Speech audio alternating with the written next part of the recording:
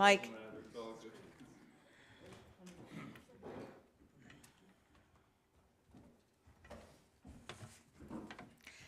Thank you for joining us today for Truro Town Council's Committee of the Whole meeting for Thursday, January 30th, 2025. I'd like to commence with a land acknowledgement before we begin. I, Kathy J. Henton, Mayor for the Town of Truro, acknowledge we are Mi'kma'ki, the ancestral traditional lands of the Mi'kmaq people where we live, work, and play. We acknowledge the peace and friendship treaties and recognize we are all treaty people. There are 52 African Nova Scotian communities throughout the region, and African Nova Scotians for generations experienced inequalities due to just systemic racism. Their distinct culture has greatly enriched our province for over 400 years, and we are better off for it, and proudly celebrate their heritage and history. The first thing on our agenda today for our Committee of the Whole meeting is the approval of today's agenda. I would ask Council, are there any additions, deletions, or changes to the agenda? Seeing not, I will call for a motion to approve the agenda. Councillor Fleming, seconded by Councillor McGrath. Any discussion? All in favor for approving the agenda for January 30th, 2025, please signify by saying aye. Aye. Contrary minded, agenda is approved. Item 2, the approval of the Committee of the Whole minutes from December 19th, 2024. I assume everyone has had the chance to read them. I would call for a motion to approve the minutes. Councillor McGrath. Seconder. Deputy Mayor. Thank you. Any discussion? No discussion. All in favor of approving the minutes for December 19th, 2024, please signify by saying aye. Aye. Contrary minded, minutes approved. Moving right along. Item 3, the application to a regional strategic tourism plan. And I believe, Mr. Dolter, we have Mr. Richard Innes with us. Can you hear me, Mr. Innes? I can, Mayor. Thank you. Thank you. And why don't you begin, and we'll listen very intently. Thank you. I am going to share my screen and just make sure that you can see my presentation.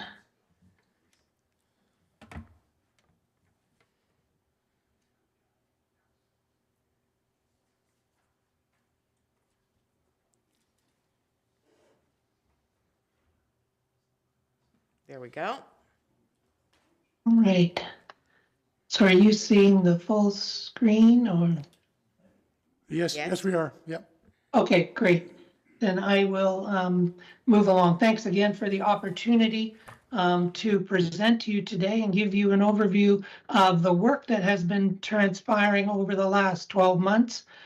This is a high-level overview, and I'd be pleased to answer any questions at the conclusion.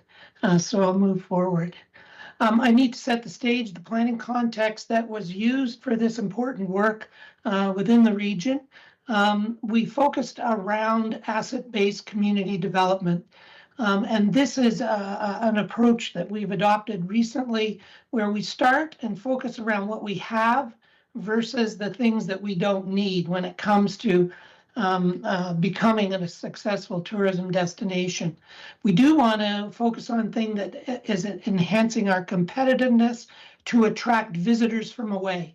Visitors from away being outside of the province. We welcome guests from in the province, but we know that when we attract someone from away, they're likely to stay longer and get to know our region more, get to know the businesses, the folks who live there, and make a contribution to our community. Our approach was developed through both a citizen and operator lens. Once again, it's important for us to focus on understanding what development looks like, not just through the lens of a tourism operator, but also people who live in the community and call Truro and Colchester County home. It starts with this adage that we've adopted around a great place to live is a great place to visit.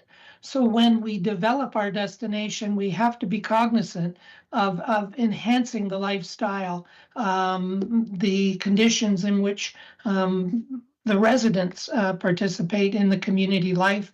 That then leads to a great place for people to visit. So that was a cornerstone of our work together. The outcomes at the beginning of this program, it relied on collaboration. We wanted to have a unified development approach when it came to the tourism strategy that we developed. We created a series of recommendations that are supported by specific actions or tactics.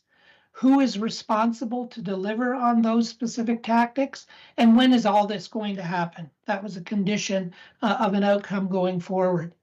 We've prepared a 3-year plan. The volatility of the market, the tourism marketplace right now, it's a good step to take a plan that has a 3-year vision, and that's what we've done. I was also required to work with the group to come up with a leadership model, a model that would drive implementation of the strategies that were identified, an important piece of the puzzle. This was very much a collaborative process. I relied closely on a working group that came together to provide counsel and advice, open doors, and give me wisdom as it relates to development of the project. It also involved an extensive consultation process with community members and business owners right across the region in a number of very interesting settings. And it proved to be a valuable source of discovery for the work that we did together. Let me give you just a high-level overview of the key findings and observations that we made through the discovery process. I need to tell you that the region is starting from a position of strength.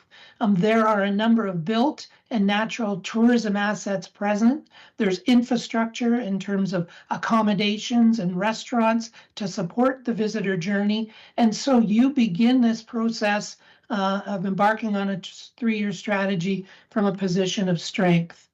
When I talk about the dynamic of the tourism sector changing, one of the realities is that tourism now is being looked at a little differently. And I'm sure you're well aware of the term over-tourism and the steps that some destinations are taking around the world to really manage the number of visitors that come to the community. This is what we call regenerative tourism, taking that kind of approach. We shared that kind of thinking throughout our sessions with the working group, with folks who attended the sessions, and this notion of regenerative tourism being a force for good was embraced by all who participated in those interactions. We did find that with built and natural assets, it's not enough. And we know that from a visitor perspective, they're looking for experiences. They want to meet local people. They want to get off the beaten track. And we have an opportunity to take those built and natural assets and add some specific experiences to them, which will enhance the visitor journey. The other thing is that the fact that you now have a tourism market levy in place, you have a sustainable source of funding to fuel the development efforts going forward over the next 3 years. I don't need to tell you, but you recognize that you're blessed by having a UNESCO designated the Cliffs of Fundy Global Geopark. This geopark right in your own backyard is a significant asset. There's opportunities around that asset. There are visitors who seek out UNESCO designated geoparks, and that's something that we want to be sure we're fully leveraging. I talked about leadership and the importance of implementation. Currently, the municipalities have stepped up and driven this process, but going forward, there's no real leadership model to implement the plan. And so that's something that became apparent, something we needed to address throughout the process. As part of our process as well, what we're looking for is things that are going to differentiate the region from other parts of the province, from other parts of Atlantic Canada, and for that matter, Canada. And so we look for themes and narratives that set you apart. They're supported by specific visitor touch points, the way that visitors can interact with what you have to offer. And we've identified a number of themes going forward, and those are vibrant towns, villages, and a First Nation, your coastal and rural landscapes, the variety of four-season outdoor recreation, and the strength you have in the meetings, conferences, festivals, and events sectors. Those are things that really, the combination sets you apart from other communities. It really becomes the foundation for growing our community into the future. Let me take you through the recommendations now, again, very high level, and some specific actions that will support those. What we need to do right away is operationalize implementation through the creation of a leadership model. I know that you have all received the draft report and hopefully have had a chance to dig into it, but we've created a model that is built, a leadership model implementation built around the creation of a regional tourism development society, supported by a manager of tourism, and then calling on some key partners that you have in your community that can help fulfill and deliver many of the recommendations and actions we've identified. So it will be a matter of, under the leadership of the Development Society, tasking our tourism manager to facilitate implementation using some resources you already have existing within the community. It's an exciting model, one that is a non-traditional model compared to other destinations across the country. But in the near term, this is a model that is going to get you off the ground running right away. It may not be a forever model, but certainly for the next 18 months, this is a model that will get you on your way towards achieving some of the implementation strategies that we've identified.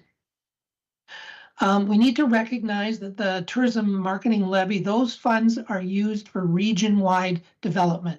You're generating those dollars from the visitor, collected through your accommodation partners, but they are going to be dedicated towards fulfilling the objectives and the strategies outlined in the plan.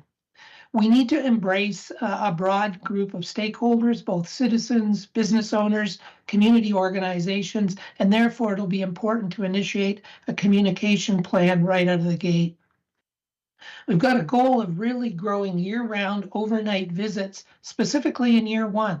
We think we've identified some tactics that will have an impact on tourism business within 2025. I talked about the importance of the geopark. There are opportunities to leverage this asset in a much more effective way. And we've identified specific actions to work with that group collaboratively to help them meet their objectives, while at the same time creating compelling reasons for people not only to visit the region, but to stay overnight to see all that the region has to offer. Certainly the geopark presents that potential. Talked about the importance of experiences. So how do we bring some of the assets that you have to life through interactions with visitors? Legendary experiences are not just delivered by tourism operators, they're delivered by people who actually live in the community. They may have a specific interest or passion and want to share that with guests. And so we have identified some specific steps to equip folks to come forward and make that happen. And so the visitor gets to meet a local, gets to experience all that the community has to offer in significant and meaningful and memorable ways. The business events market is important. That's meetings, conferences, regional, provincial, and even national meetings that take place. We have identified strategies to grow that business market based on the infrastructure that you have present, hotels, meeting space, etc. And we're focusing on that period of November to May when we need the business. This will help round out your year-round tourism activity. Around events, you've had great success on attracting and implementing, executing some amazing events. The Stampede comes to mind, and the economic power of that event has been recently publicized, but there's more things that can happen. And again, driving events at times of the year when we need the business. Speaking of needing the business, winter is a time in most destinations across the country where tourism drops. you have an effective way of attracting people for a specific event, the Long John event. We're suggesting that in 2026, this becomes a month-long activity, a celebration of winter, both indoor and outdoor opportunities to attract people to come to the community, to come to the region, and stay overnight to experience all that winter has to offer within your context. We want to make sure that in order to attract people from away, that we're getting to them at the time when they're planning their trip. We know that you're a destination that people stop when they're on their way somewhere else. We need to change that. And the one way we will do that is by giving them reasons to visit, to stay overnight, to spend time when they're in the planning phase. So we're just not another destination that they're stopping at on their way to somewhere else. We need to enhance our online presence. I talked about importance of regenerative tourism. We need to ground our development in regenerative tourism practices, and we've detailed what that looks like at the business level, at the community level, in the strategies and tactics that have been identified. And then finally, we've identified a number of infrastructure and service gaps that will, with being addressed, will only go a long way to enhancing the visitor journey, so that we welcome guests in a very comfortable way, so that when they return home, they talk about their experience in Truro Colchester as a positive one. So that, Mayor, is a very high-level overview of the plan. I'm happy to answer any questions that you may have. Thank you very much, Mr. Innes. A very informative report. I love the line, "A great place to live is a great place to visit." I have my own tagline. I always say, eventually all roads lead back to Truro. But I just wanted to touch base and just say that now that we have the tourism marketing levy, which took a long time to implement and materialize, it will give us the sustainable funding. So that's very positive as we move forward. I just wanted to ask my fellow councillors if anyone has any questions. Councillor McGrath. Thank you, Madam Mayor, and thank you, Mr. Innes, for the presentation. I wanted to ask you about the regenerative tourism. You mentioned something about regenerative tourism versus over-tourism. I didn't fully understand that. Can you speak a little bit more about how that regenerative tourism works versus managing the number of people coming in so that we're not overwhelmed by the people coming in? Yeah, it is. It's something that we're learning a lot about post-pandemic, and it's about taking into account the impact that tourism has on a community. There are good things that tourism brings to a community, but there are also challenges. And so what we want to do is make sure that we're mitigating those challenges, that we're respecting people who live there. It's not a burden on them when we have visitors come. It means also that we're protecting our environment. So when we look at our park, Victoria Park, for example, that we're responsibly asking visitors to come to the park, that they're taking steps to protect the environment so that it'll be there for years to come for others to enjoy. It's about employing local people and using local services as opposed to bringing things in from outside. There are a number of aspects of regenerative tourism that, if put in place, will prevent us from becoming a destination that is really not protecting and valuing the place that we call home. Wonderful, thank you. And then you mentioned that this is not the forever model, and I think you mentioned there's a 3-year implementation. What do you see as the next steps beyond those 3 years for, or is it too early even to dig into that before we get into the implementation of this model? Yeah, I mean, I don't think it's too early. All we're suggesting here is that the traditional implementation or traditional organization model for a destination, I didn't think worked here. You have resources already. You have organizations already delivering services and activities that will benefit tourism businesses, owners, and operators, but also benefit the visitor. You may get to a point where you find your way that a traditional destination marketing management organization is what you require. I think that's what you had before, many years ago. But many destinations are going a different way. For example, in Vancouver Island now, they turned their destination marketing management organization into a social enterprise, so that all activity and the dollars that are generated through tourism purposefully go back into the community.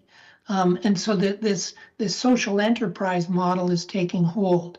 And there's variations on that. And I think over the next 3 years, as the strategy evolves, as the market evolves, you'll be in a good position to choose the model that's going to work best for you. The society may work well, but time will tell. And I'm confident that once you begin that process, your needs will become apparent and you'll be able to put something in place that's going to continue the success that you're embarking on now.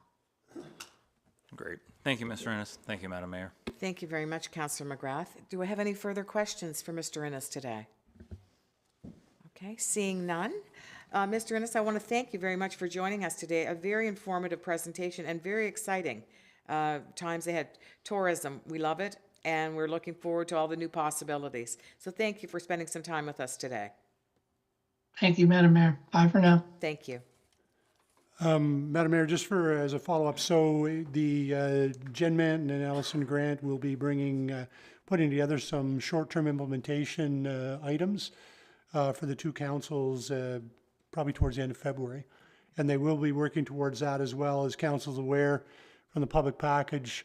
The tourism strategy is going to be brought to council for acceptance of the plan itself.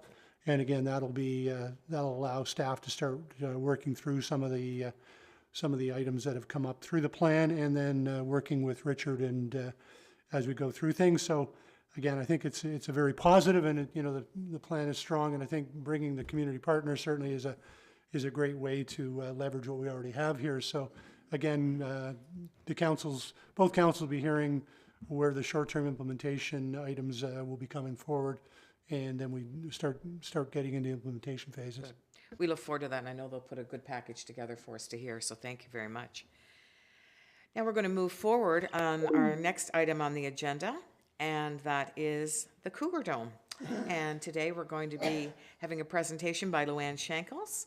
Welcome, Ms. Shankles. Just have a seat. Push your button there and you on there. You're ready to go whenever the comes down. There we go. Am I supposed to see it up there too, or? Oh, there it is. Okay. So, hi. Thank you, Honorable Mayor and councillors.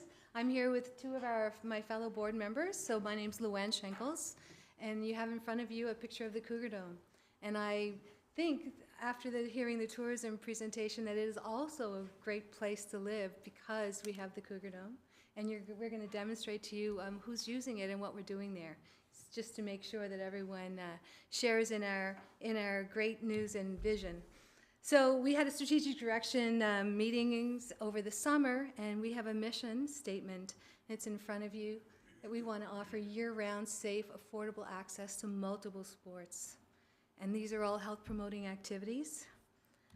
We have a vision, and we're hoping that with your assistance, we can continue to meet this vision.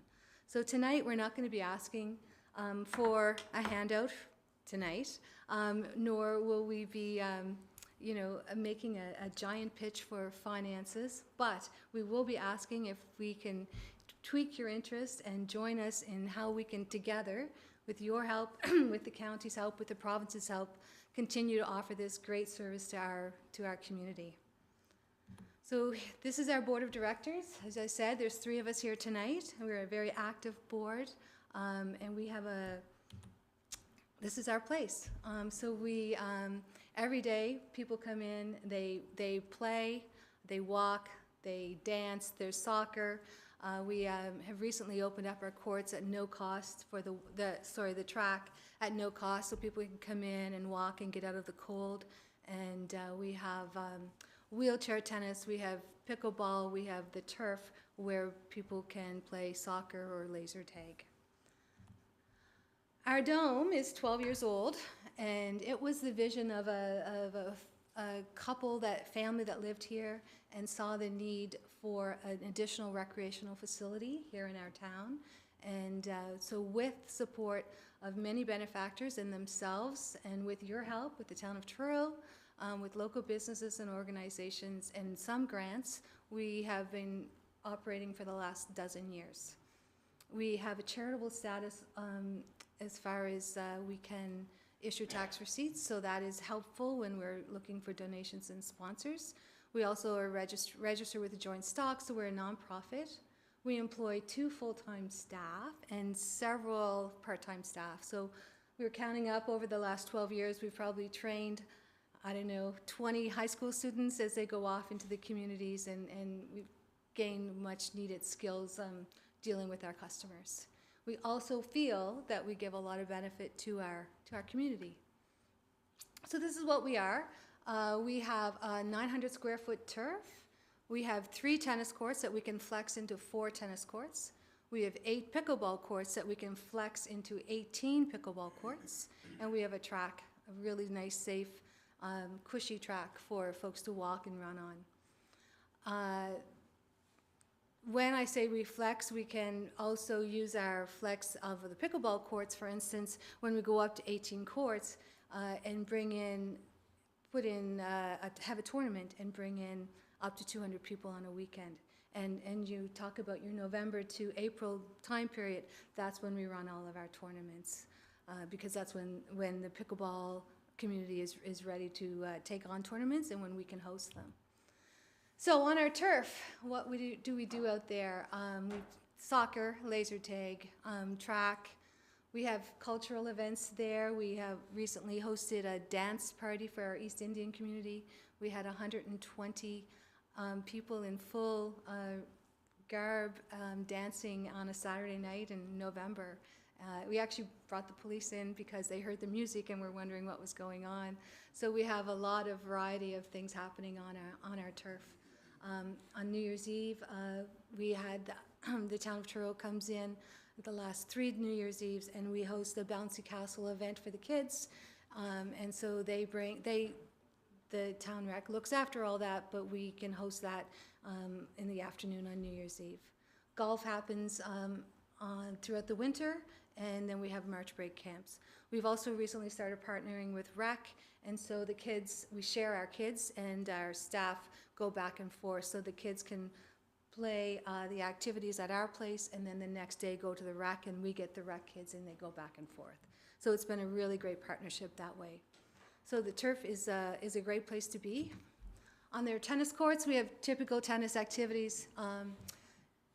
Court rental, players come out and play. We have lessons. We host tournaments. We host about 7 tennis tournaments a year. There's a youth one going on this weekend, and if you want to see the next best Canadian 8-year-old, he will be there tomorrow and the next day, so you might want to drop by and see him. And we also have this great program called a Cougar Dome Advantage program, and that is a program that I'll talk about in a second, another slide, but it gets kids onto the court at no cost to their families. And then pickleball. So because we have pickleball, we can host these tournaments, and we do bring in, on a given weekend, on one of our large tournaments, about 200 pickleball players and all their associated guests and hotels and restaurants, that kind of thing. And then pickleball itself, we are open about 75 hours a week. And so we have 8 pickleball courts, would be the largest grouping of pickleball courts east of Montreal from what we can gather. And so on a given night, there can be 48 people playing pickleball, and they are, I'll talk about the demographics in a bit, but they are a demographic that has been typically hard to attract to a recreation facility and to keep them there. On our track, we have the CEC kids come over and train. We have also the public come in and walk. We have competitions that are hosted there with one of our partners, the Truro Lions Track Club. And we also have used our facility in the past. The firefighters come in and put a bunch of weights on themselves and time themselves for endurance. So we're happy to host them as well. So because we have all these things, we feel that we're contributing strongly to creating an active and thriving community here in the Truro and Colchester area. And if you came in and dropped in and saw the people's faces, you would definitely agree with that we're making that happen. I didn't have the data, but I do now. So about 43% of our population that we have the communities for are from the town of Truro. 42% are from the county. 15, and that includes Bible Hill. And then 15% are all the other counties. So we have people driving from the valley, for instance, to play at our facility because they're a wheelchair user and they find that our facility is the best one. So they drive by Halifax and come to us. And we have East Hants residents coming as well, and Cumberland and Antigonish. Our visitors, our users are between 3 and 86 years old. And the equity of gender is that we have no disparity. When you look out on our court, when I was on the court this morning, there's as many females as there are men, and there's as many 70-year-olds as, we actually don't have the 30-year-olds as much during the day, but we definitely have the 70-year-olds. And they're playing tennis and also playing pickleball. We have the CEC kids come over as part of the phys ed program or a field trip from the school. We would probably see a CEC class every day. Every sports team at CEC gets an hour of use of the Cougar Dome track or turf per week. We also are open to the 21,000 kids within the school district. They are allowed to come in during the day and get bussed in at no cost to them. And that's a historic agreement that we created with the school board 12 years ago. We're guessing that about 125 people come through our doors daily. Again, we're open on 75 hours. We also feel that we're starting to become a bit of a hub to the community.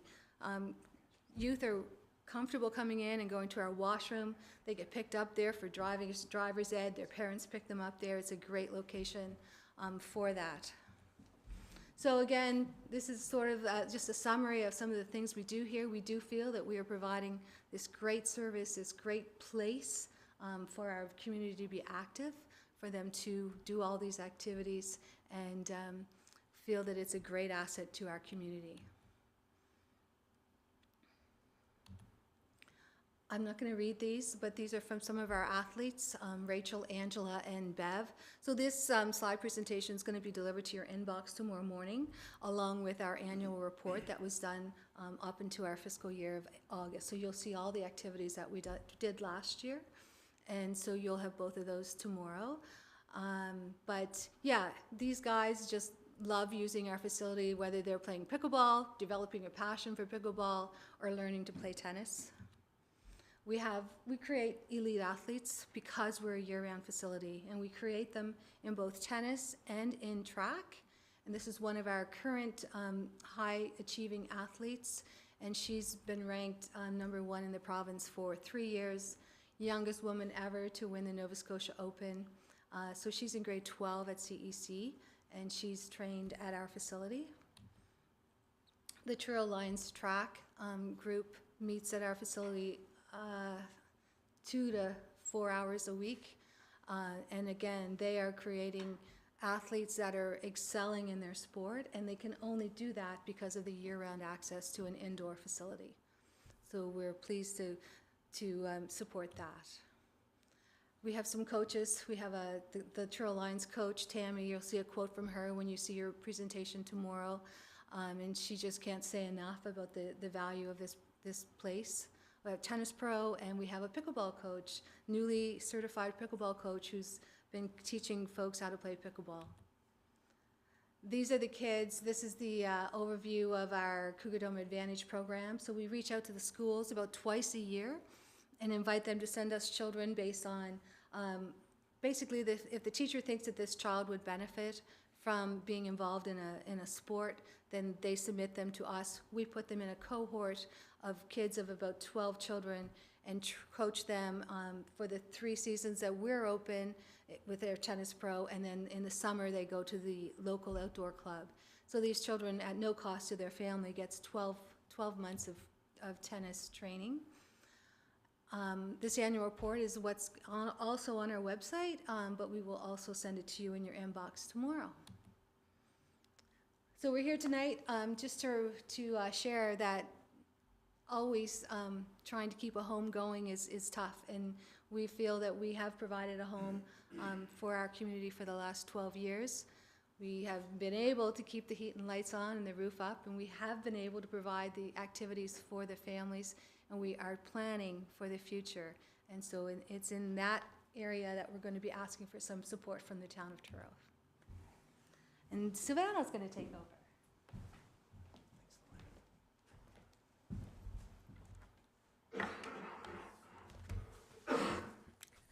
Welcome. Could you just give us your name, please? Sure thing. Silvano Iaboni, I'm the treasurer. Welcome. Cougar Dome, thanks very much. So just kind of some highlights of the year end. It is a not-for-profit, and you'll see that through the statements. Our year end is August 31st, and what you see in front of you is a comparison of 2023, 2024 full years. Really the key thing here is, and this is the balance sheet, that we ended off the year pretty low cash position. You'll see we're on 17,000.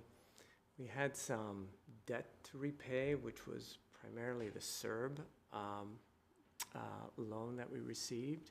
But I wanted to highlight that we do have on here the loan that the town had graciously provided us when the dome was originally constructed. You'll see that it's 194,000, where at this point in time we have been granted just interest-only annual payments, or monthly payments. So it's a fairly clean balance sheet. Dome valued, property, plant, and equipment, about $1 million.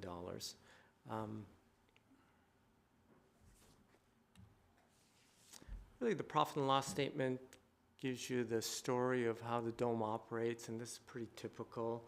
Again, it's revenue minus expenses, gives you your net income, comparing 2023, 2024. And really some highlights here is on the revenue side, that's where our programs are: pickleball, tennis, track and turf. Our sports activities, third line in revenue, fourth line on the revenue. Pickleball, as Luann mentioned, has been really growing. It's been a high growth area for us.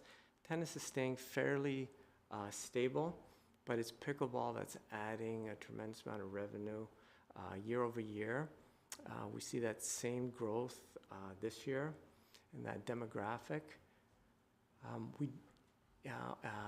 We've got clubhouse rentals, where that is mainly the turf activities that Luann mentioned, and approximately $145,000 of donations that came in. So our revenue outside of donations is around $300,000.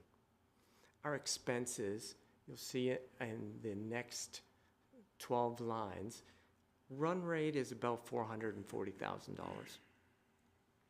And that primarily are big items that you see in any home or facility. It is your electricity, which is used for the lights, propane, heat. It's a dome, so it's air inflated. So we constantly have fans going to keep the dome up. That's why power outages are critical for us. We have a backup motor, because if we don't have power and we don't have a backup motor, the dome comes down. So in previous years, we spent quite a bit of money in repairs and maintenance to make sure we had a fail-safe backup system. Now it's tested every week by a great staff. to make sure that if we do have a power out, backup system's on, dome stays up. It is a 12-year-old facility, so we expect our repairs and maintenance to continue to increase. It runs at around $50,000, $60,000 a year. But things are kind of aging out and we're starting to have to replace them. So overall, our expenses, our salaries, I wanted to point out our salaries, wages, and benefits are up year over year. We ran fairly short-staffed in 2023, but we've got a great staff with a great manager that is making sure that the dome operates and has great customer service. We've had fantastic feedback. So net loss has reduced year over year from around 68,000 to 18,000. But the key thing is, it's because we have donations and grants, because revenues do not cover our expenses. And that gap, we are always hustling for around $100,000 a year, steady, to try to keep that dome going. Thankfully, that task has gotten a bit easier because pickleball. Pickleball has really helped us bridge that gap, but it's still not enough at this point in time. Donations are critical to keep the lights on and the power on. And unlike any facility, you can't just walk away from it. If power goes out, like I mentioned, it comes down and we're in trouble. So we always need to have cash in the bank to make sure we can pay our bills and keep the power on. Okay. Yeah, so revenue, we talked a bit about this sports, which are our key. It's really tennis and pickleball and whatever happens on the turf. Rentals, we have Aroma Maya that pays us rent. It's part of our facility, and they've been a great people to work with and bring some people in, and certainly it's a service when we have tournaments. I don't know if you've been there. When we do have tournaments, we could have 250 people there playing pickleball one day, and having Aroma Maya next door has been fantastic. It kind of the allure to the place. Component of grants, you see grants and donations has been a key part of our revenue stream and a necessary part of our revenue stream. So our expenses, as I mentioned, it's basically the things you would expect: salaries, heat, lights, repairs and maintenance. There's some other fixed costs that roll through, but those are the key ones. And salaries isn't big. I mean, it's a staff of 2 full-time people and 3 part-time people that operate the facility. We are bare bones. And the team does a great job, despite rising costs and all the input, to keep those costs tight, because they know that it's a non-for-profit and that the gap has to be fundraised.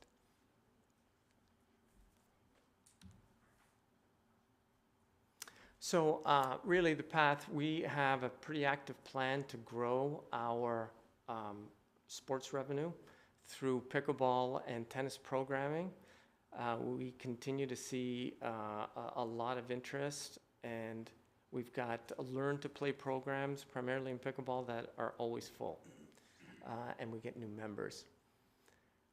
So that's the increase in usership. We expect to be increasing the membership dues in September 2025. We've kept them steady over the last 2 years, but certainly we'll have to increase it in September 2025. Our memberships, primarily pickleball, are very price sensitive because there's other places they could go. They're not as good as the Cougar Dome. They prefer to be at the Cougar Dome, but there is a lot of price sensitivity. They can go to the AC, they can go to Douglas Street, and they compete with us. They prefer to play at the Cougar Dome because it is hands down superior, but it's pocketbook issues. So we're very cautious about adjusting our fees. And we definitely need, on a run rate basis, and based on some of our projections, if our sports revenue continues to grow, at least $50,000 a year in funding that to cover the gap. The problem with just 50 is we have no sinking fund. In the event that 10 years from now, we've got to replace the skin of the building. So we expect that we need a base level of funding and then significant fundraising so that we can do the major capital costs that we expect to happen in a decade from now. Want to cover this, Don? Thank you. Madam Mayor and Council, my name is Don Cameron. I guess this is my first time in front of you, not about trees and forests, but about a place I'm very passionate about and very valuable to this community. So we have some great news. I mean, we're experiencing growth in revenue, in interest in the facility, use of the facility, bringing a number of kids in, bringing the number of people my age and over in there, and having a great time with pickleball, tennis, and many other sports. So it's a year-round facility, conveniently located in the center of the town, and neighbors are happy about it. It's well used by a cross-section of the community. Good news as we prepare for the future. So recently we launched a revitalization campaign in November, and what that is all about is reaching out to private and corporate individuals and organizations for donations and sponsors. So as you heard already, the way that we've been able to keep the facility going is with a significant amount of donations to bring us over the top of $100,000. That $100,000 is no longer available in that kind of amount. As you know, the TAC ground and other projects are taking money. It's just like when this facility was first built. We had the rec and the hospital being built at the same time, and so we weren't top priority, and we understand that. So we need to find other ways to get revenue to keep the facility going and continue to thrive. So we've continued to improve our infrastructure over time. Savannah talked about that backup motor, which was integral to keeping it up when the power outages occurred. And you know those power outages occurred higher than normal in that quadrant of the town for some reason. So we've installed a horse blanket, which might sound a bit odd, but basically that is a sheet along the whole top spine of the dome, which is the smooth, shiny surface that allows the snow and ice to fall off so it doesn't stick and become accumulating and a problem in terms of maybe bringing the structure down. So that was installed by the company for us to make sure that it would last long term. So, and it's worked well. If you come down there on a snowy day, you'll see that the snow is coming off of it naturally as it's supposed to. We've purchased a new backup motor so that we don't have to worry about power outages any longer, and we have improved snow clearing procedures, which is crucial when you have heavy snowfall. The not so good news, user fees have never covered the cost of our day-to-day costs. Those of you involved in recreation know that there are very few recreational facilities that actually make money. It's a service provided to the public, and therefore there's other means of getting funds because if you charge the amount to make a profit, you wouldn't be able to get the numbers to come and use it, and you'd be missing a large segment of the population. So we strive to keep membership dues and the usage fees reasonable and affordable to meet our mission statement. As I mentioned, the donations have always been a significant source of revenue. In past years, approximately $100,000 of donations. And for the past 12 years, donations have covered that annual shortfall. In this year, it appears that the Cougar Dome past owners are making contributions to other projects, as I mentioned earlier, and people have moved away and gone in different directions, which happens over time. So the bad news, revenues and expenses are seasonal, and due to the reduced level of the donations, which I already spoke of, and due to current donations thus far being donated toward our revitalization project, which is basically reinvesting into things that we need within our facility to keep it up to spec and improve it that way, we know that we will be experiencing a cash shortfall by the end of the winter heating season of approximately $50,000. Now keep in mind that to heat Our facility last February cost $20,000 because of propane costs. So it's a huge amount of money. And so we know, based on projections of past years and as far as cash flow expected, that we will be short that amount. So at this present time, we're exploring all available options to try and find a way to meet this cash shortfall. We're meeting with councils. We're going to be meeting with the county council. We're investigating provincial and federal grants and programs. We're going to individuals. We're going to corporate sponsors. And I must say that we've been treated very well when we've talked to those possible corporate sponsors. We're just getting established, but we've had a number already. Today we received a check from Dairy Queen, John Starrett, a local community guy. So there's support out there. But we need some sustainable funding to take us over the top and have that buffer so we know that we can exist long term. So I guess we're here talking about keeping the heat and lights on, the roof up. We will take care of the programming and provide those services for the families and the people that are coming. The 200 plus people that will be coming for the pickleball tournaments, the 100 plus people coming, maybe 200 plus this weekend. We've got a group leaving from Truro to play in a tournament in Halifax. It's a very active community, and we will continue to plan for the future. So our request to you today for your consideration is that and again, we've not been here before. We've not done this. We've tried to do our own thing.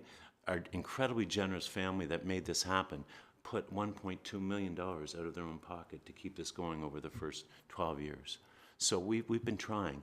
And as you know, we have that loan to the town for almost $200,000, and it would be lovely if that was forgiven. But we are certainly paying the interest on that, and we intend to continue to do so. But we are in a position that we do need some sustainable funding to keep us going. And we're hoping that with our work and our presentations and increasing your awareness of the situation, that we will have support for $50,000 in sustainable funding annually to share in the operating costs for the next 5 years so that we can continue to thrive. And again, we're building our program. Our financial situation has been improving all along the last several years. So we, as Silvano said, we plan that and we expect that will continue. But we do hope that the town of Truro and the municipality of Colchester will get more involved in the financial support of the facility. That's all I have. Do you have any questions for any of us? I do thank you, all three of you, for coming here today. I was reading the article, and actually I brought it with me today that was in January on the Cougar Dome. And it's positive to hear that you're looking at every revenue stream possible to generate income. I was going to ask you, and you've already mentioned that you are increasing fees, which becomes a slippery slope because you don't want to price people out of not being able to use the facility. I know pickleball is a very growing, and I think they've got about 100 members that go there. And, you know, of course, the town has a vested interest in the Cougar Dome. So what is the relationship between, as partners together, of the Cougar Dome with the Pickleball Association and with the Tennis Association? Is it currently a good working relationship? Yes, as a matter of fact, the board is consisting of a number of pickleball players that represent Colchester Pickleball Association, as well as tennis players. So it's been a very cooperative venture. People have cooperated in terms of the planning of the use of the facility. Bringing in pickleball into the Cougar Dome, first of all, made a whole new world for the pickleball players.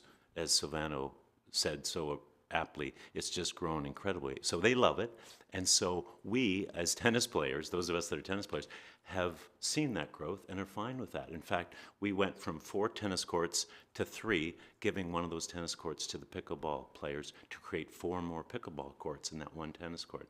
So that's allowed us to have 8 pickleball courts full-time. The nice thing is when we have a big tennis tournament, we can increase the number of tennis courts and to have 4 to play in a tournament. Similar, when there's a big pickleball tournament, they use any number of the tennis courts, up to 18 pickleball courts if they use all the tennis courts. So it's a very flexible system, and people get along fine, and they understand this is for the survival and thriving of the facility. So I would say, do you have anything to add, you two? Right. We also have the pickleball players volunteering and members of CPA volunteering within our facility to offer programs. Thank you. Councillors, any questions to be asked to Mr. Cameron, Mr. Aboni, or Ms. Shankles? You do? Thank you, Mayor. First of all, I want to say hi to Mr. Iboni. I haven't seen you in several years. It's nice to see you. I didn't recognize you first off. It's nice to see you. Mr. Cameron, you talked about participation from the county and also from the town, and I believe you said something like 43% from the town, and then I think together with Bible Hill, the county is like 42 or something like that. Correct. Is that correct? That's right. Okay, so it's about a 50-50 split there as far as usage from county or the town.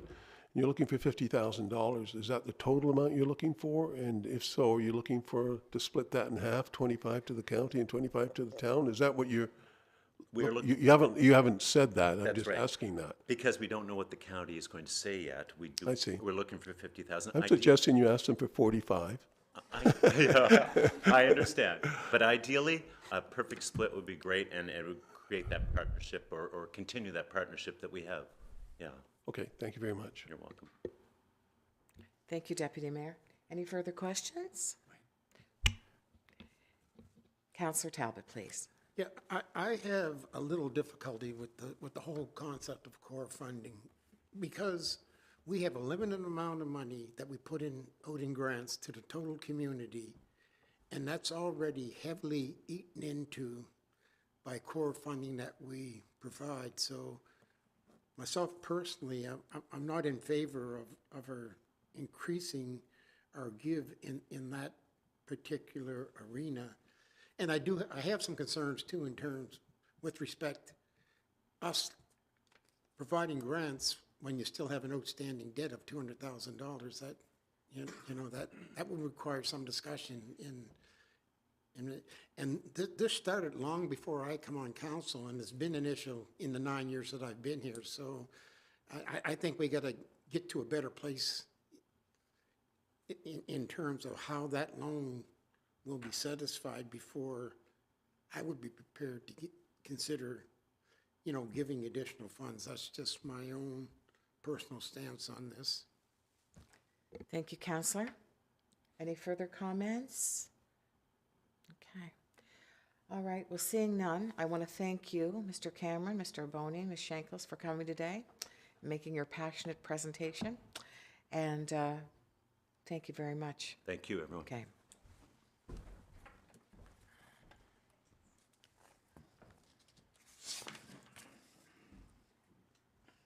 Council, we're going to move on to item 5 on our agenda, which is asset management planning and programming. I believe Oliver Browning is going to be presenting to us. Come on down, Oliver Browning.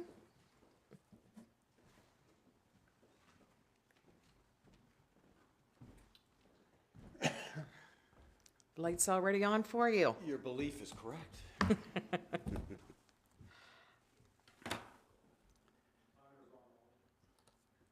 What's this? Timer's on. Do you have a basket of tomatoes back there too? Or?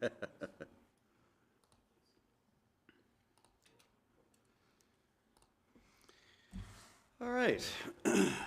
Well now, thank you for having me here to discuss this. So today, we're going to talk about our asset management planning and programming that we are implementing here for the town. And I'm just going to give you a little bit of background, I guess, on myself on this topic. In my previous life, I have worked with numerous communities and towns or whatever of developing, implementing, and even executing and operating these asset management plans, including the towns of Westville, Trenton, Kentville, and Middleton, the municipalities of Digby and Clare, and even Millbrook. So, what are we going to talk about today, hey? Well, we're going to talk about what asset management is in relationship to municipalities. We're going to talk about the role of council in asset management. We're going to talk about how level of service fits into asset management, risk and prioritization, and we'll give you an update on what we have completed as a department to date and what we are planning on continuing to do. So, what is asset management for municipalities? First of all, when we talk about an asset, with towns and municipalities, it's the assets that are providing the services to the communities. So our water system, our sanitary sewer system, provide each water distribution to each homes, as well as getting rid of wastewater from each homes. We're talking about our streets, we're talking about sidewalk, our storm sewer system, our facilities, even right down to our fleet, whether it be fire, police, public works, parks and rec. All these things are assets that ultimately are providing services to the community. So what is management? Not this guy here, by the way. So essentially, in the context of asset management, we're talking about a formalized planning for the services that contribute to our quality of life, the quality of life of our community. So essentially, asset management is a process, it's a journey, an approach, and a way of doing business. So it's a continuous process that just continues to evolve as more information, more maintenance, more replacement continues to occur. So here's what this is. So asset management is knowing, what do we own? Where is it? What is it worth? What condition is it in? What needs to be done to it? And when does it need to be done by? So in the context of, say, for example, a water distribution system, what do we own? How many water distribution pipes do we have? How many hydrants do we have? Reservoir, treatment plant, do we know where all of them are, where they are located within the town? Do we know how much the whole system worth, each of the components worth? What condition are the components in? Do we need to have any replacement, any repair immediately? When does it need to be done? These are the types of things that this is what the planner or whatever is looking to iron out. So as I said, it's a process. So it helps us care for the infrastructure that delivers the services to our community in a way that it considers service needs of our community, it manages the risks and opportunities, and it uses resources wisely as best we can. So asset management just isn't the job of us staff. It's not the job of outside consultants retained or contractors hired. It's all of us, including yourselves. So, a question that might arise. Haven't we been doing this all along? Yes, in part. Traditionally, not unlike any other towns, short-term planning is typically undertaken with what information that the towns would have at given times of what they have for infrastructure. The town of Truro has been very fortunate in maintaining excellent records or whatever as far as the municipal service infrastructure that we have. Other towns have not been so fortunate. What this is going to do, what we're doing now is implementing a methodology and a system that centralizes all this information and data and facilitates short-term as well as long-term planning and management of our infrastructure, including and we'll move to including facilities and our fleet. So the benefit of asset management to our community here. So let's start thinking about the benefits that asset management can bring to our community as to what I've pointed out so far. What can asset management do to help our community run more effectively? What problem does it solve? Well, first of all, we don't want this. Nobody likes surprises, especially a big surprise like this. Now, hopefully we're not going to have this occur within our town. That's what we're working to strive to prevent to have happen. So essentially, we need a system that helps us to maintain the delivery of the services that we provide our community, be able to plan for the future, be able to manage risk, and budget smartly. So this is how an asset management plan delivers value to our community. So it takes into account performance, risk, and cost, which then translates into the value of the services to the community. So we're talking about component performance. Does it do what it's supposed to do at the level we expect? Let's take the example of a water distribution system. Are our hydrants performing the way that they're supposed to perform? to be able to provide the fire protection that's required. We're talking about component risk. We're talking about what's the likelihood of service failure? What is the consequence of service failure on top of that? Again, let's look at the example of hydrant. What's the consequence of hydrants failing? Component cost. How much money do we need to maintain and replace our assets when they come due? These are the types of things we need to be considering and formalizing.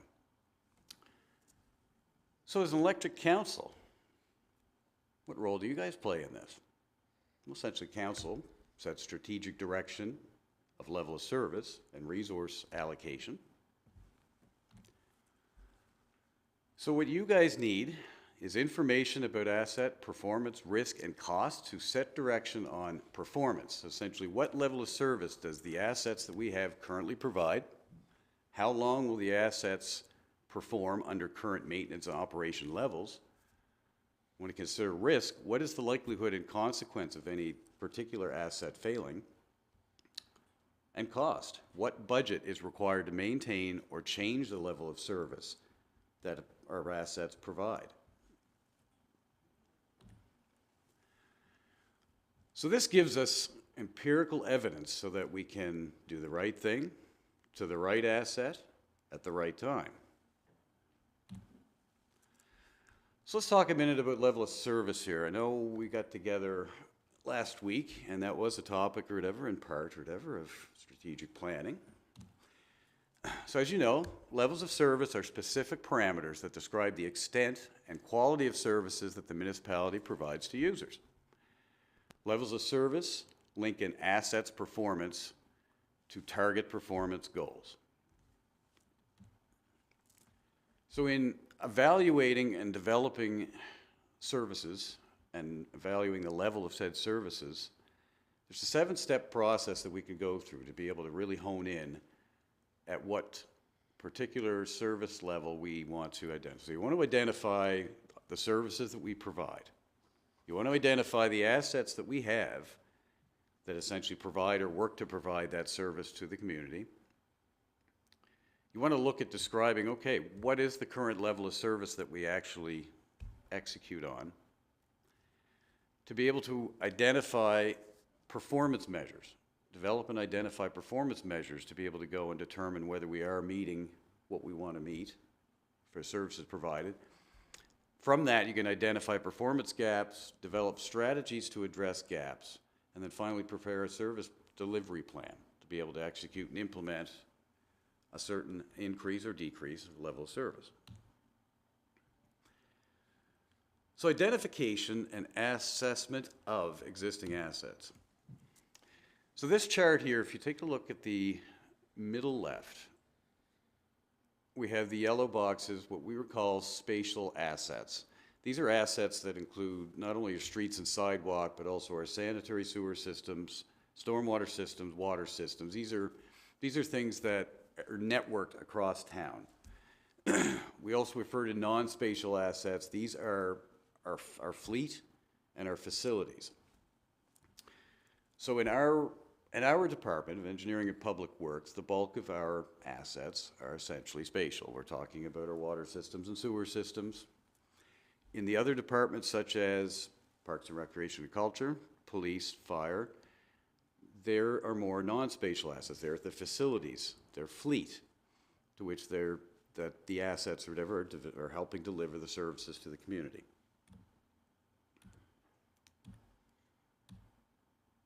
So this essentially, as we start gathering data and information on what we have on our assets, this is what's defining essentially what we call data maturity. So within the first phase of looking at, okay, what do we have? We're looking at what do we have? What does it cost to replace? What is the condition? And what is its life expectancy? Once we've captured that data on a particular asset group, again, I use the example of the water system because it is a fairly known and straightforward asset and fits nicely for examples. Basically, we're asking, how many pipes do we have? What size are they? What material are they? Okay, we gather that information. Well, if we were to replace, how much is it going to cost? What condition are these, is our system in, and the components thereof? And what's the life expectancy of each component? So these are the types of things that we gather data on to move to phase 2, which essentially is, this is where we're starting to make decisions. We start evaluating what's the risk associated with any components failing, what consequence are we dealing with. We look at level of service. Are we actually, the level of service is it at the level that we expect it to be, need it to be, and the community wants it to be? And we're also looking at costs that are associated with any changes, any improvements, any replacement, and then hence we're able to prioritize where our money is going to be spent and what things are going to be done when as effectively as possible. So the question is, where does risk and prioritization fit into asset management? Well, essentially, risk can never be eliminated. It can only be managed to an acceptable level. Just the same as this little fellow's trying to do here with his little helmet there. Well, I don't have the end result of this, so just use your imagination. So we talk about risk in this system here. So how are we calculating risk? Well, essentially risk is a function of probability of failure and consequence of failure. So probability of failure in the context of asset management with our assets is the likelihood of a particular component or asset failing and failing to provide the service that we expect and need it to. Consequence of failure is, what is the consequence should an asset fail to be able to provide the service that is expected and needed? So typically speaking, though, this chart demonstrates the risk ranking ranges of each of the 5 risk classes. Depending on the particular asset and depending on even current circumstance of time, these ranges can kind of change, and these essentially will change based on risk tolerance. But typically these ranges is what we start with our scoring ranks. So we rank risk out of a score of 25 typically, and as you see or whatever, we have these ranges of from none to extreme. Now, as far as me mentioning the function of probability of failure and consequence of failure as it relates to risk, as you see this matrix, you see consequence of failure values of 1 to 5 along the top, probability of failure 1 to 5 along the side. So if you take a look at a scenario where you have a component that has a very high probability of failure, say 4, and a very high consequence of failure if should it occur, say 4, we are into the range of an extreme risk and a very, very high priority. Conversely, if you have a high probability of failure of, say, 4, but yet the consequence of it failing is minimal, we're in a very, very low risk range. So let's talk about budget. Basically, for us, level of service and risk determines cost and budget. So the budgeting process does need to start with a conversation about a current level of service and the existing assets associated with the service, and how it compares to what might be the desired level of service should we want to increase or decrease it. So what have we been doing to date? For the last year, we've been busy working away. We've completed what we call a current state of preparedness. What this is it's an assessment tool used to take a look at the current stage a municipality or town is in relation to various components of asset management, and looks at where we can reasonably move forward to within a reasonable period of time of 2 to 3 years. We've looked at the town's water distribution system. We've evaluated the current level of service we're at with it. We've done a risk and prioritization assessment, and a state of infrastructure report has been developed with this. So what you see on the right-hand side, the map, is what essentially is the color-coded risk and priority map that outlines the results of the risk and prioritization assessment completed. This data lives in essentially 3 pieces of software, we'll say. ArcGIS software, Autodesk Civil 3D software, and Excel spreadsheet software.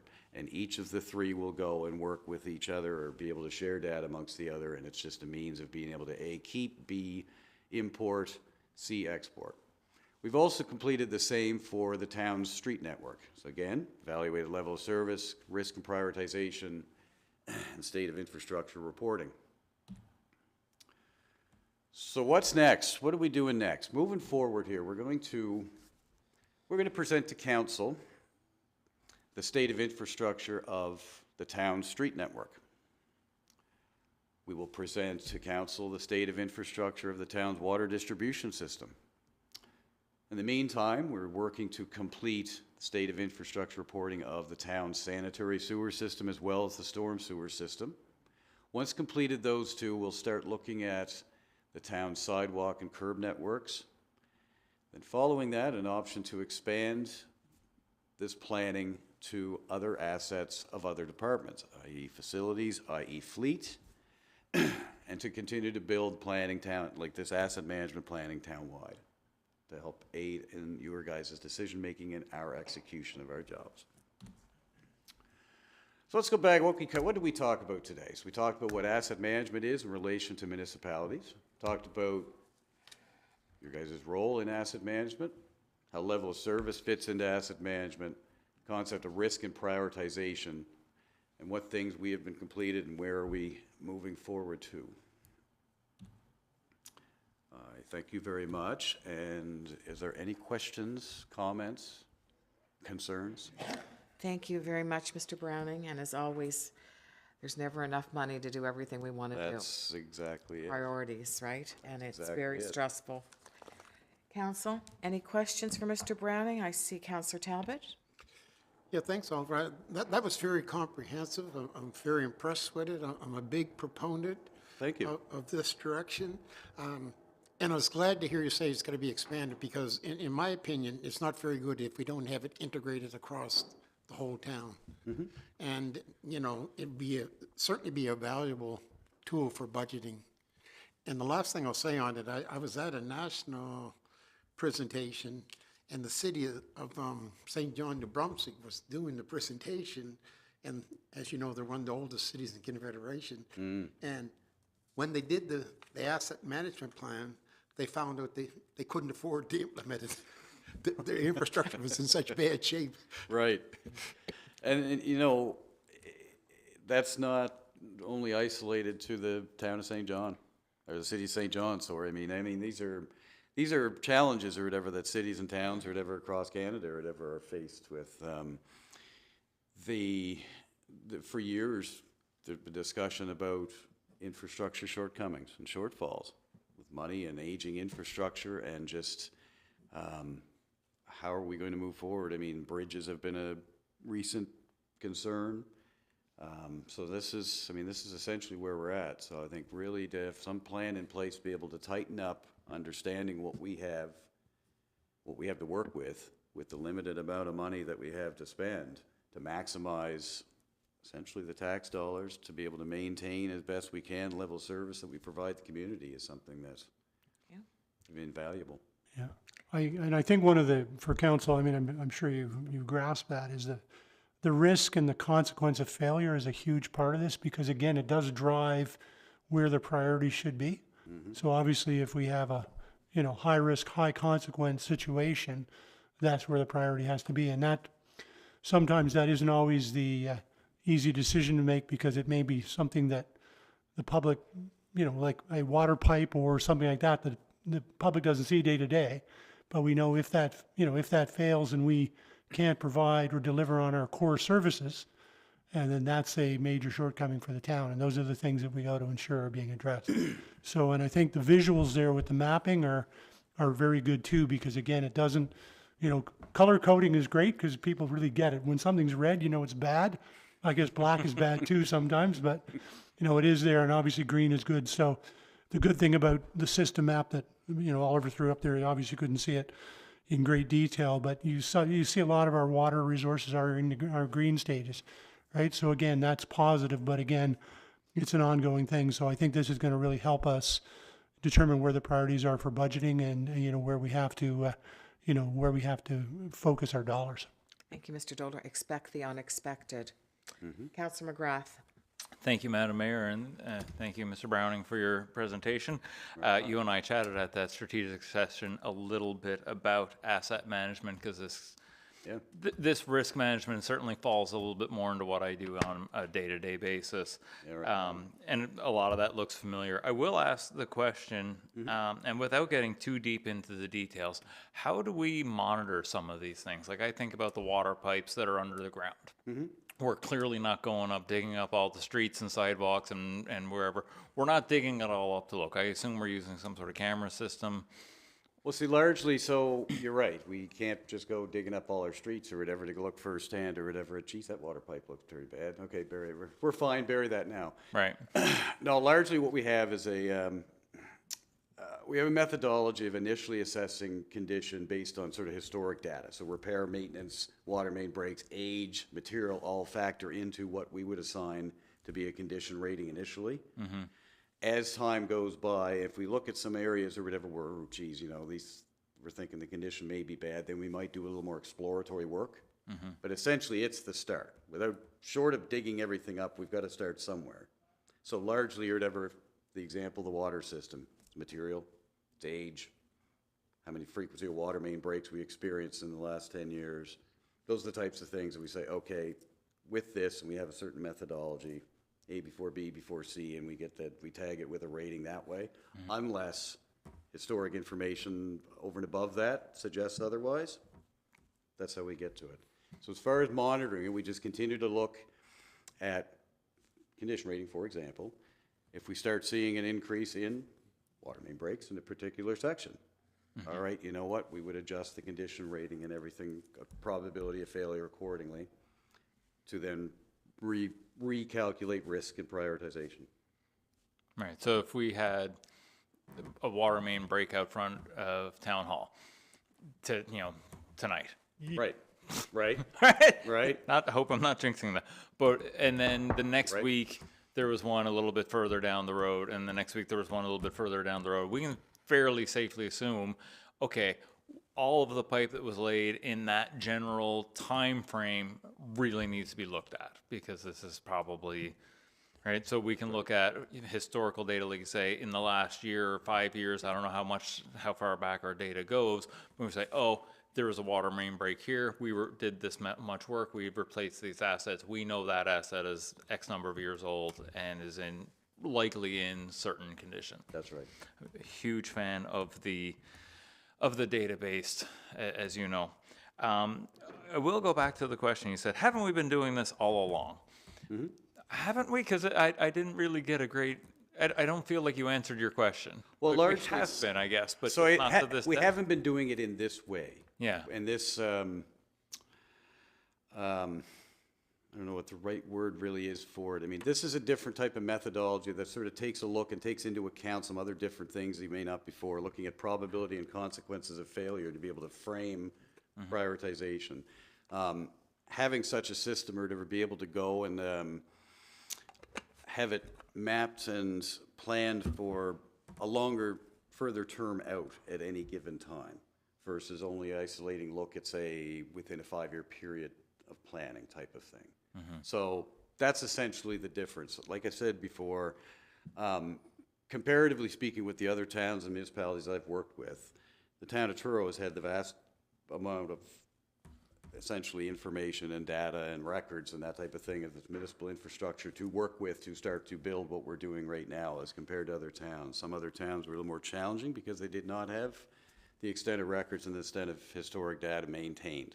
So there has been a tremendous amount of work done over the last 10, 20, 30, 40, 50, 60 years here. So, Hooray for us. I'll right? pat myself on the back here, even though I haven't been here for There you that go. long. There you go. I haven't been on Earth that long. The last thing I'll get to, you mentioned you're getting into the sidewalk and curb data. That hasn't been compiled yet, but that's going to be worked on. I'll mention, just because some, having recently been named to the Regional Accessibility Advisory Committee, having had some constituents reach out about the state of some certain sidewalks and curbs. When we're doing this evaluation, we're also going to be looking at sort of accessibility. Like, so, hey, at this particular corner, Yeah, there's a little bit of a curb cut there, but it's really not up to current standards. Would we be marking that? Is that going to be part of our data collection? That's going a little bit beyond what this is. So what we'd be looking at is, okay, what do we have for sidewalk infrastructure, for using this example? Where we'd look at, say, a probability of failure or even condition. Is it actually offering the service that we're expecting it to offer? Some of that comes into play is what you're describing, but to go hone into that isolated thing, that's going down the path of when we decide, like when it comes up for prioritization of actually addressing and replacing a section of sidewalk, that's getting into the nuts and bolts and the details of what we would do to replace it, to bring it up to the standard that you're referring to. So if at a particular spot, which I believe has already been mentioned to Mr. McKinnon, that, you know, we have a painted crosswalk at a road, there is no curb cut to allow accessibility to that crosswalk. Is it providing the level of service that we expect? And the answer is no, but that's one isolated thing that, okay, you know what, we can cut and upgrade it, right? But once we have all that data compiled, we can start to make that plan. Yeah. So it might be, all of this stuff here, if you take a look at, I mean, we're also very fortunate, albeit or whatever, we don't have a bottomless pit of money. But the town's budget relative to some other towns or whatever is, you know, reasonably decent. But that being said, if we are in circumstances where, you know, money is tight, then it's starting to prioritize, and we may not get to just that curb cut because we can't afford to get to that curb cut because we need to put money over there. You get the gist of it, right? So. Yep. Yeah. It's all about, you know, like I said, our priority matrix. Where do we need to prioritize to hit the biggest impact for the least buck? 100%. Yep. Perfect. All for data and evidence base. Thank you. Right on. Thank you, Councillor McGrath. And I think our last question on this topic is Deputy Mayor Thomas. Just before I ask my question, just out of interest, when does AI become part of this? Is it part of this asset management? When does AI? Artificial intelligence? Oh, goodness, we don't want AI around here, do we? I'm just asking the question. We'd all be out of a job. Okay, that's an interesting answer. I mean, it is an interesting question, and the advances, I mean, of AI, I get, you know. Yeah, I think in the future, we're going to see a lot of asset management, et cetera. AI is going to be a part of that. Okay, 100%. that's just a sidebar. What I really want to ask you is, and because maybe you explained it, I didn't quite understand, but when you're looking at a high probability of a failure in an asset, also a high consequences of failure, let's say storm, it's happening in stormwater system, and it's happening at the sewer. How do you make that choice? Or if it's a new fire truck, because the fire truck just broke down, how is that made? That's made by us? Let's take the example of the storm sewer system. And so if we take a look at a section of the storm sewer system we have in town, we take a look at the overall network. Let's say this one section that we're in focus of has numerous other areas of town feed into it and then inevitably drain the town. You can imagine that should this section fail, the consequences is very high, because not only is the immediate area impacted, but it's also all these feeders that come into the town, versus the one storm pipe way up at the top of the hill. I'm talking about an issue with storm pipes versus an issue with sewers versus an issue with the fact that the fire department is saying, we need an engine right now. Looking at asset to asset to asset, asset group, asset group, Yeah, asset group. Thank you. You didn't. There is your conundrum. Yeah, okay. Because this is the thing, is that when we start looking at this, and we have water system, sanitary sewer system, storm system, getting into fleet, fire trucks, facilities that need upgrades, that's where the tough decisions come into play. So we're still where we were at that. We make a decision based on But essentially, we have prioritization and we have dollar values tied to these types within of asset things. category, yeah. Yeah, Thank you. with each. Yep. Yeah. Yep. Thank you, Deputy Mayor. Okay, I want to thank you, Mr. Browning, for the Thank you. presentation today. And very interesting, and let's just all keep our fingers crossed that nothing breaks. Would be. All right, we're going to move on to item number 6, the REC proposed repayment plan. Be gentle with us, Mr. Dolter. Thank you, Madam Mayor, and it's kind of not planned this way, but kind of ironic that we did have the presentation on the Cougar Dome and then we're dealing with one of our other owned sports facilities. So We don't own it, we do, what that? direct. Yes, we do own the rec. I thought that's what No, we own, no, no, we're giving them the money. no, sorry, we own the facility, right? We don't operate the facility. We don't operate them. So we have an operating agreement, so just, that was way of background. So the rec itself is an asset owned by the town and county, 50% on each of our books. There is an operating organization, which is the Central Nova Scotia Civic Centre Society, which we have essentially, the two municipalities have contracted with them to operate the facility on our behalf. So we basically, it's no different than us being I guess, the landlord, I guess, when it comes down to it. We own the facility and have to control the asset. So for that, obviously, the operating entity, the Nova Scotia Civic Centre Society, have the responsibility for operating. Like everyone in the world went through COVID, and based on the way that they were organizing and operating, the federal government offered the Canada Emergency Wage Subsidy and also the Tourism and Hospitality Recovery Program. When those programs were offered, we went through a process, and I say we because the board of directors, which had representatives from the municipalities and as well as citizen representation, we looked at the operating of the rec and how it was established with an independent board of directors. And we made the decision that, yes, it qualified for these two programs. And to qualify for them, you couldn't be a municipality. So again, that, the way we had that organized, it worked to our advantage from the outset. So, the decision was made for them to apply for the programs. And essentially, that's what kept the doors open for the rec during that period. It allowed it to operate, ironically enough, as a COVID clinic, and as well as keep some of the health and wellness activities going when they were able to, depending on where the restrictions were. So that's where we were in the decision, how it was made. Now, in October of 2023, post-COVID, the Canadian Revenue Agency started doing audits on a lot of the grants and the programs that were offered. And as a result of the audit that was done on the CNSCC, which is I'll use instead of saying Central Nova Scotia Civic Centre Society over and over again, when they did that audit, the determination by the CAR auditor was that they were under the CRA's determination were being operated or controlled by the municipalities. And because of that determination, they were considered to be not to qualify for the subsidies. The total subsidies that were paid during the period was a total of $1.29 million, which is a sizable amount of money. But again, we remain steadfast in the fact that yes, they did qualify. So the society has actually put forward a notice of objection using an independent tax lawyer that is putting a case together for an appeal of this.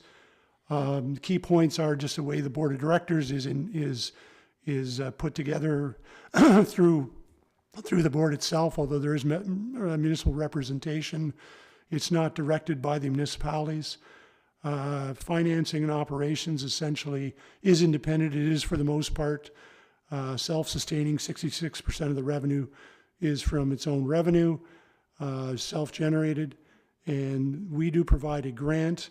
But again, that's typical of many, as we heard from the Cougar Dome, looks for some level of government support, and obviously we support it for the well-being of the community and some of the the social things that they offer, free track access, different things like that. The asset division right now, so if they were to wind up today, the municipalities would have first right of refusal on the assets that were not the building itself, which we do own, but all the other items that be in there. But then if we weren't interested, those assets could be distributed to other nonprofits if we didn't exercise that right. So they do actually own those assets. There is a separate operating agreement that outlines it as an independent contractor, and that's the way it was designed, and that's the way the wording is. And the way ownership is being determined as well too. I think that has to be clarified with CRA. And we certainly see the board itself, although we have representation on there, it is independent. So overall, the conclusion that the society is bringing to Revenue Canada is that it is independent from municipalities, and the board controls the operation of the society. And again, that is the case that's being put forward to avoid these. So in the meantime, the fact is that there is a ruling by CRA. There is a total of 1.29 million in subsidies that have been paid that CRA says needs to be returned. And as CRA does, and anybody that's had outstanding taxes knows, they charge interest once they say it's due. So since the time that they were declared that it is owed, the 1.29 million is now over 1.63 million. And the hearing, and that will continue to accumulate until such time as the case is heard by CRA, which could take up to 12 months, at which time the interest will continue to accumulate. In addition to that, there's also about $48,000 in both audit and legal costs that have been incurred so far, and as the case goes forward, that amount will also increase. One of the things that were not considered, there's also some holdback of typically throughout the year, the society gets an HST rebate because of the purchasing they do and where they qualify as nonprofit, and over 183,000 has been held back, and there are more as the year goes through. There's probably more HST that would be not be returned to them, and they use this HST money in order to fund a portion of their operations. No different than we do as a municipality. We do get a part of the HST back, and we do take that into revenue. It does fund what we do.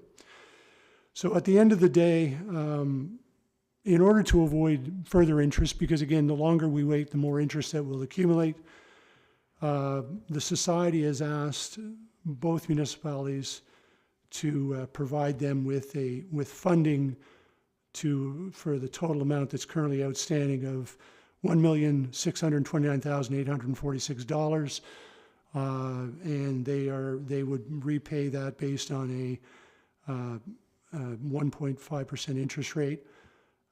They've also asked us, should they be successful, that they would pay back this amount less the legal and audit costs.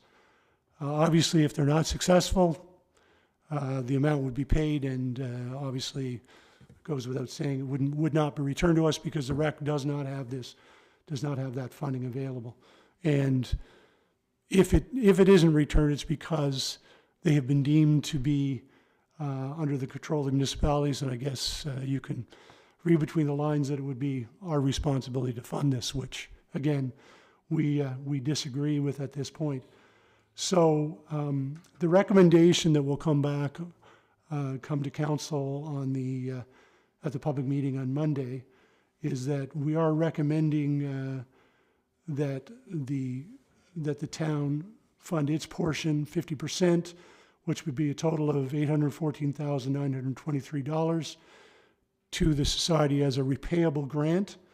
Again, as an independent organization, this is call it a repayable grant, or you can use the term loan if you want to use that, not to play with semantics. The further recommendation would be, is as an independent organization, if we do agree with that, that this would be repaid in full, and that the audit and legal costs would be theirs to pay, not to be deducted when they're successful in fighting this. And then that's the request for decision that will be coming to council on Monday. And I just wanted to have the opportunity for council. I gave you the briefing note prior to the meeting just to have a chance to review it. If there are, if there are any questions, and obviously this is out in the public, I believe, covered by the Shoreline Journal and the CAO of Colchester County's, I think, briefing note to council was actually in the paper. So again, it is in the public, and I think it is something the public should be aware of. And excuse me, we do feel that we're quite hopeful in the not that I trust what lawyers say all the time, but and Charles isn't here to defend that. So the tax lawyer is optimistic and confident that they have a strong case, and he has and the firm has been successful in previous cases. So we hope that the work being put into it will be successful, and if it's not, unfortunately, we would be assuming the additional costs in order to have the matter settled. But again, we're hopeful that the REC will be successful in defending this, or the society will be successful. So, Madam Mayor, that's the overview, and again, the request for decision will be coming to council on Monday's meeting. Thank you, Mr. Dolter. It's never easy to hear that amount of money that needs to be looked at. So see who has questions, common respectful questions, and who's up. See, Councillor Fleming. Thank you, Mayor Hinton. My question's not to Mr. Dolter. We have two members of council that are on the REC board. Can you maybe fill us in on what the conversation was like at the meeting to discuss this? Councillor Talbot. I guess where I'm at, we really don't have an option. And if we refuse this loan, we're gonna have a much bigger bill at the end of the day, because this interest is it's accruing. Revenue Canada, they're not going to hear this, probably, from what we're being told, for 10 to 12 months. So that figure's got to be pretty high. Like Mike said, we own the building, and this is really something that could put the REC out of business, I guess. So although I'm not comfortable, and I made my statement that this is getting tough to go back to council with these type of financial requests, in my opinion, this one rests in a different basket, and I think our hands are tied. But, council will have to make their own decision, but that's where I stand on it. And Councillor Fleming, Councillor Talbot did say that at the meeting, that it's getting harder and harder to go back to council with these amounts of money. The problem is, as Mr. Dolter stated, that amount of interest is growing every day. Now it's at 1.63 million. If we don't do something, I guess, at this point in time, and anybody who knows me knows I'm very, when it comes to money, I look at the money we spend as a council as my own personal money, because I know it's a huge ask. But if we don't pay this amount now, since the municipality and the town own that asset in 50-50, it is just going to keep growing. And I think it was a very tense meeting, wasn't it, Councillor Talbot? As far as the money, it's a huge amount. It's a huge amount. Yeah, and if I could, it's interesting. We just had the asset management discussion on risk and consequences of risk, and the reason that we feel we should do this at this point, it's really because it is a hearing, it is CRA, and we don't know where it's going to go. We have a risk of not being successful, and the consequence of not being successful is another $400,000 in costs that we'd have to assume. If we had perfect information, I guess the recommendation would be, no, we're going to win it, so let's just let it accumulate and then it'll be written off. But unfortunately, there is no, it's, again, I'm not going to say a percentage, but there's always a risk that we're not going to be successful. And, why would we want to face another, additional interest costs if we can avoid it at this point? I guess that's the bottom line. And I don't make the recommendation easily, because obviously us taking $800,000 today and providing the society to make this payment is not an easy thing to recommend, but I think it is financially responsible to avoid potentially spending more public money if we were unsuccessful. Yeah, thank you. But for me, it's just never ends with the rec center. It's just constant, and I don't know how much longer we can keep this going. It's just there's so many other good places to put that money, and unfortunately, it's going there. Thank you, Councillor Fleming, for your respectful and thoughtful comments. And Mr. Dolter and I think there hasn't been a day that we don't talk about this since I got since I became mayor, and since our new council was elected. So it's concerning. Deputy Mayor Thomas. Yeah, thank you very much, Mayor. I'm just wondering, interest on this money, if we give it as a forgivable loan, is there any interest on this back to the town? Is it a, Yeah, it's based on 1.5%. Obviously, that's not going to bring back a lot of money to us, but it is a loan and or a Yes, a true loan. I'm calling it a repayable grant, but it is a loan. It's a small amount of interest just to be imputed. Again, because it is a agency that we have some vested interest in it being successful, and we're not trying to penalize it, because at the end of the day, whatever they get back from Revenue Canada won't have interest. So it will be some cost to the rec in order to return it with the interest added. So, and final question, when it comes to the CRA hearing, do you know anything about that? Is that CRA senior staff that review this, or is this a judge outside that weighs both sides of it? To be honest, I don't know that answer. I assume it's something at the judicial level, because again, it involves lawyers on the CRA side and as well as tax lawyers on our side. So it is quasi-judicial, and it's a final ruling on it. So again, but I don't know the exact setup of the hearing. Thank you. Thank you very much. Councillor McGrath. Thank you, Madam Mayor. Yeah, you're correct, Mr. Dolter. This talk of risk versus consequence is certainly timely. And this is not necessarily a discussion that we have to have today, but I just want to put out there, on the off chance that the CRA is successful and they determine that the municipalities are the owners and operators, how does that change our relationship with the rec going forward at that point? Does that board get dissolved? Does staff start running that? And again, this doesn't need an answer today. I'm just thinking down the road at that risk, at that potential consequence. If we are determined to be the operators, I think that would significantly change our relationship with how that's run, would it not? It's interesting, the CAO of the county and I have had this very discussion. I think the honest answer is, if that is the determination of CRA, I think it's the councils that have to sit down and decide how we move forward with the current rec board, and have that honest discussion on where this goes. The current relationship we have right now, and it's interesting because for a lot of other things, grants from the federal government, the rec is treated as a independent organization, right? So again, that's one of the things that, as a defense back to CRA we're using. So a COA, for example, sees the rec as it being an independent organization. So why, for this particular purpose, would it not be considered the same? So, but in the bigger picture, I think the councils have to decide, 12 years ago or 13 years ago, the model we currently have is the one we thought would be the best. And I guess we have to evaluate that as the two owners of the facility and decide how we want to move forward. And, again, I'm not going to cast any advice or recommendation yet, but I do think we have to take a close look at how we want to move forward if this is unsuccessful.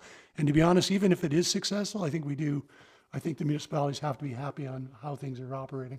And I think it probably is timely to do a review on that. All right, well, let's hope it doesn't come to a CRA ruling in their favor. Thank you. Thank you. Thank you, Councillor McGrath. Thank you, Mr. Dolter, for those comments. I just want to remind Council that we'll be going into property standards immediately following this meeting. This now brings us to the end of our agenda. I want to thank everyone, the presenters today, and everyone for their respectful comments, good questions, and I will now say that this meeting is adjourned for January 30th, 2025 at 5:49 p.m. Thank you very much, everyone.